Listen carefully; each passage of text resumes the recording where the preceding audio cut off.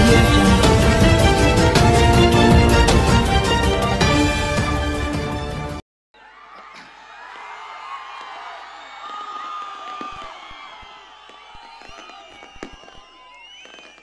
సభాధ్యక్షులు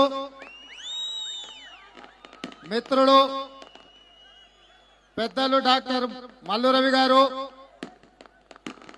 కార్యక్రమానికి ముఖ్య అతిథులుగా విచ్చేసిన పిసిసి అధ్యక్షులు ఉత్తమ్ కుమార్ రెడ్డి గారు,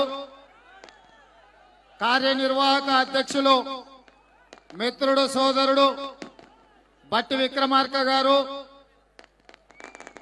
మాజీ కేంద్ర మంత్రివర్యులు పెద్దలు జైపాల్ రెడ్డి గారు, పిసిసి మాజీ అధ్యక్షులు పెద్దలు హనుమంతరావు గారు, వేదిక మీద ఉన్న పెద్దలందరికీ, ప్రాణ సమానులైన కాంగ్రెస్ పార్టీ కార్యకర్తలందరికీ కూడా నా హృదయపూర్వకంగా నమస్కారాలు తెలియజేస్తున్నా. సోదరులారా, ఈ జడ్చర్లకు వస్తే మిడ్జిల్ మండలం గుర్తొస్తుంది.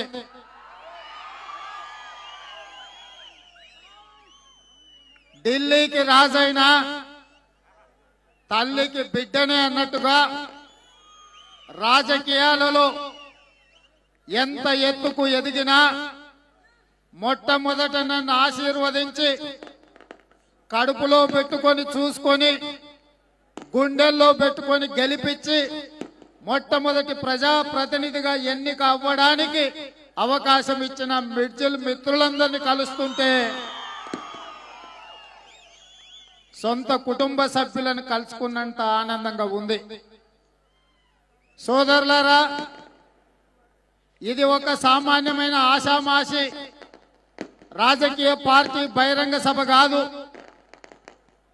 1200 మంది విద్యార్థులు ఆత్మ బలిదానం చేసుకొని సాధించుకున్న తెలంగాణలో 40 నెలల తర్వాత ఏ ఆకాంక్షల మేరకు తెలంగాణ రాష్ట్రం సాధించుకున్నామో, ఏ బిడ్డల త్యాగాల పునాదుల మీద తెలంగాణ రాష్ట్రం ఏర్పడ్డదో ఆ బిడ్డల ఆకాంక్షలు నెరవేరినాయా లేకపోతే ఆ ఆకాంక్షలకు వ్యతిరేకంగా ఈనాటి పాలకులు పాలిస్తున్నారా మనం చర్చించుకునే సందర్భం ఇది. ఇవాళ నేను అడుగుతున్నా ఈ రాష్ట్ర ప్రభుత్వాన్ని, ఇవాళ నేను అడుగుతున్న తెలంగాణ సమాజాన్ని, తెలంగాణలో 1200 మంది విద్యార్థులు ఆత్మ బలిదానం చేసుకున్నది, తెలంగాణ రాష్ట్రం సాధించుకున్నది కల్వకుంట్ల చంద్రశేఖరరావు గారిని ముఖ్యమంత్రిని చేయడానికా, ఆయన కొడుకును మంత్రిని చేయడానికా, ఆయన అల్లుడిని మంత్రి చేయడానికా, ఆయన బిడ్డను ఎంపీ చేయడానికా, లేదా ఆత్మ గౌరవంతో స్వయం పాలనతో తెలంగాణను అభివృద్ధి చేసుకోవడానికి తెలంగాణ రాష్ట్రం సాధించుకున్నారా? ఇవాళ ఆలోచన చేయాల్సిన అవసరం ఉన్నది. ఇవాళ నేను ఒకటే అడుగుతున్న కల్వకుంట్ల చంద్రశేఖరరావు గారిని, అయ్యా 60 సంవత్సరాల ఆకాంక్షను 100 మంది తెలంగాణ బిడ్డల ఆత్మ బలిదానాలను చూసి ఇక తెలంగాణలో ఏ బిడ్డ చావకూడదు, ఏ కన్న తల్లి కడుపు కోతకు గురి కాకూడదు, తెలంగాణ అభివృద్ధి పదం వైపు నడవాలా, తెలంగాణ బిడ్డల త్యాగాలిక ఉండకూడదని చెప్పి సోనియా గాంధీ గారు తెలంగాణ రాష్ట్రం ఇస్తే ఇవాళ తెలంగాణ రాష్ట్రాన్ని 4 కోట్ల మందిని నీ కుటుంబంలో ఉండే 4 పట్టి పీడించడం సమంజసమా అని చెప్పి ఈ రోజు నేను చంద్రశేఖరరావు గారిని అడుగుతున్నా.